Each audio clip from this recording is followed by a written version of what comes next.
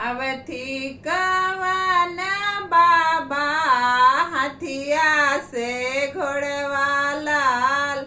अवथी कवन दुल्हा बहुले ले करवा लाल।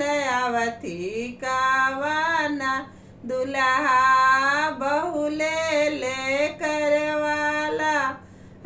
अवथी कवन बाबा हथिया से घोड़वा लाल।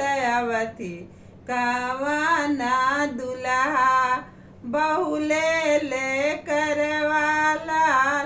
हाथ में सिंहरवा ले ले मम्मी बाड़ी खाड़ लाल। खोलना का वाना दुल्हा परिछब दुल्हनियाला।